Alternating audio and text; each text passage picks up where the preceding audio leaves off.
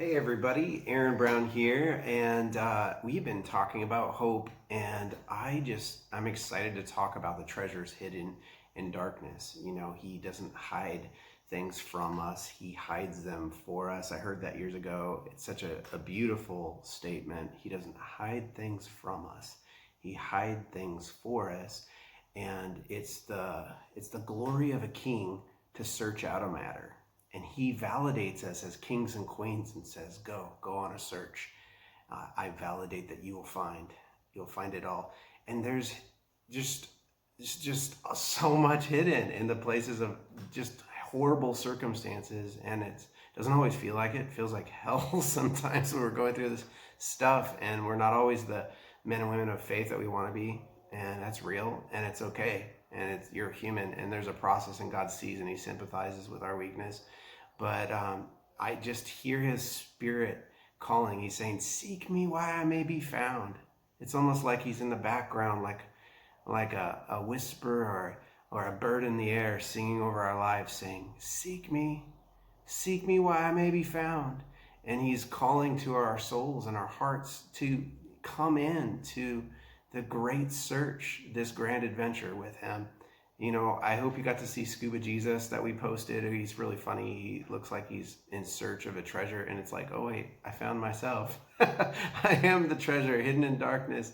And I hope you have been able to find some of these amazing gifts, even in this COVID time and the quarantine. Maybe gifts of peace, gifts of rest, gifts of time with Jesus. And sometimes that time with Jesus and that quietness that we haven't had for a long time can be painful, but I promise there's treasure hidden in there. Just like we can find treasure with Jesus and his disciples, and when they hoped and hoped and they found the Messiah. I've been watching the Chosen series. It's been really impactful. My friend shared it with me, and I've been watching it, and I just went through the whole series, and you can check it out on YouTube if you just write The Chosen. And it's just the story of Jesus and his disciples. And one day I was just pondering on all the things I had watched from the show, and I started writing down things about the show and things just through the Bible that I just saw these beautiful treasures of hope. These disciples, they lived like carriers of hope, ambassadors of hope, treasuries of hope. And man, our church is becoming that. We're speaking it out on our nights when we gather on Wednesday nights. We're having these devotionals, and we're sharing over each other these incredible, I'm looking in the eyes of treasuries of hope, and it's such a gift to share with one another. Here's some of the stuff God shared with me from the Chosen series and what he's been talking to me lately about hope. So I'm going to read some of this awesome treasure to you. Hope looks like something. It looks like a man that after fishing all night long and well into the morning, he caught nothing, but chooses to cast out his nets once more because hope personified showed up and said, throw your nets over the side of the boat. Hope looks like something. It looks like a wife who trusts the journey of her husband, like Peter, who, you ever thought about that? The husbands and the wives of the disciples, and the hope they must have held on to that the Messiah had come. And that even though their husbands were off running around, maybe they didn't get to follow Jesus because of the times they lived in. But they chose to have hope because they knew truly their deliverer was with them. Hope looks like something. It looks like a harlot woman that was once demonized, but now is set free, then chooses to give the rest of her life to follow the one who freed her, so much so that she pours out her life's inheritance on the feet of the one who loved her. The hope looks like something. It looks like a people watching and waiting in anticipation for their deliverer to come. And guess what? He came. It looks like the force that called Matthew, the tax collector, to come away from his collecting booth to follow Jesus and gladly endure the reproach and the shame of giving up all of his worldly goods. He came bursting out of that tax collector booth because he laid eyes on hope. Hope looked like the pursuit in even the religious leaders of that time that we're wondering, is this the Messiah? Even some of those crazy Pharisees, I think they were wondering, is this the Messiah? And to learn more about that man Jesus, who turned their cities upside down, They had the opportunity to hope or not hope. Hope looks like all the disciples who waited their whole life for their deliverer without growing faint because they believed their deliverer had come. Hope looks like John the Baptist, who gladly became a fool and humbled himself to a simple lifestyle, so much that he became a voice crying out in the wilderness, a voice crying out of hope. He gladly wore camel's fur and ate bugs and lived a simple life because he was fed by hope. Hope looks like something. It looks like people willing to follow and learn, even though they stand in the present darkness of evil rulers, dictators, poverty, death, and fear and anxiety that was prevalent in their time. Hope looked like a man, hope personified. His name is Jesus. He is the pure definition of the word.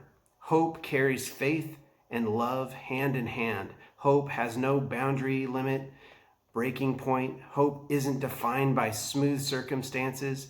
It is unwavering, steadfast, and sure.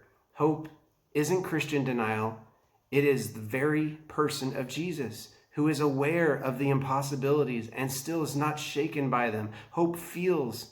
It actually has feelings and emotions, and it has wings like eagles. Hope embodies a joy that produces strength. Hope has a sound mind and doesn't live in the land of what if this and what if that, but in the confident expectation of good.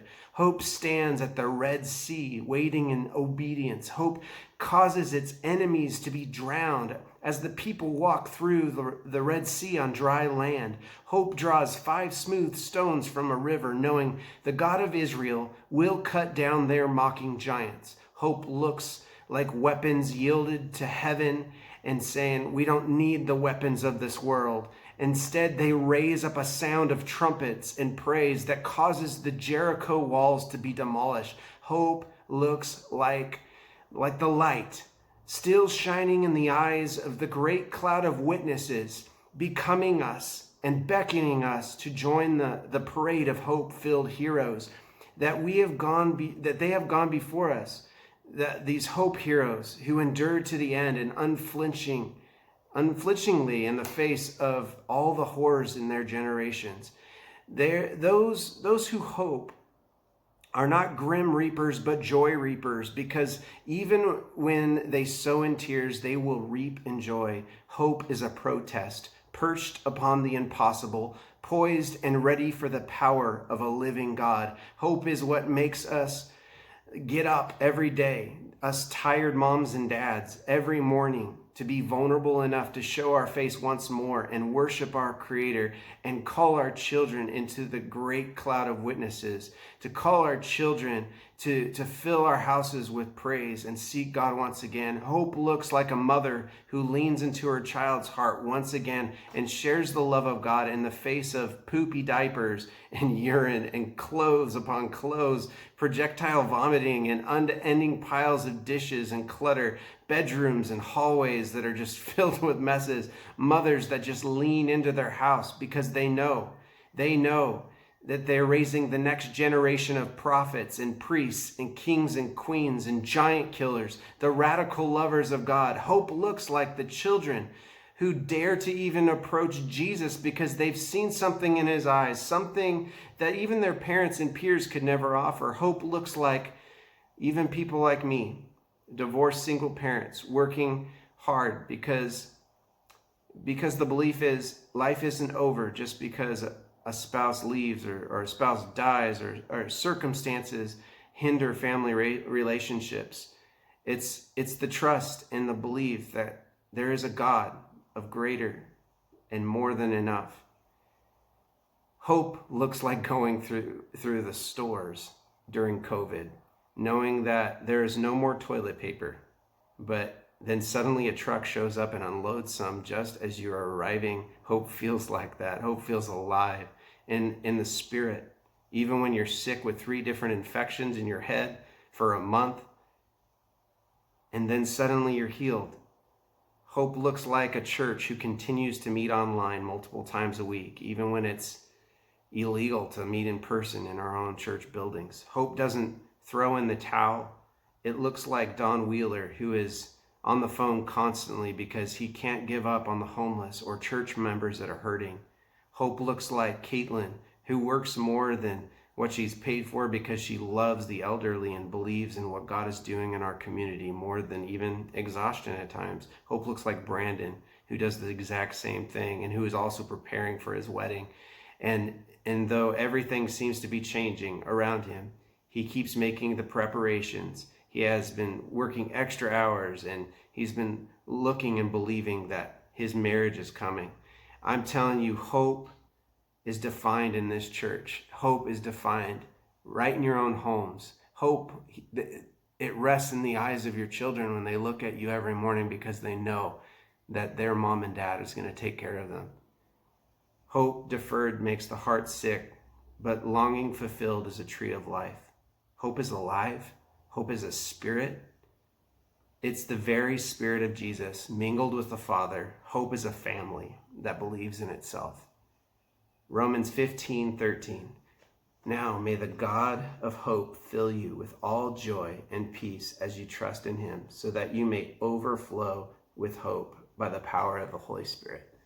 Hey guys, thank you for listening to these golden nuggets of hope that I've been thinking about as I've been watching the Chosen series. I just, once again, encourage you, go on YouTube or Video Angel and you'll find a free availability to watch the Chosen series. There's like 8 episodes in the first series.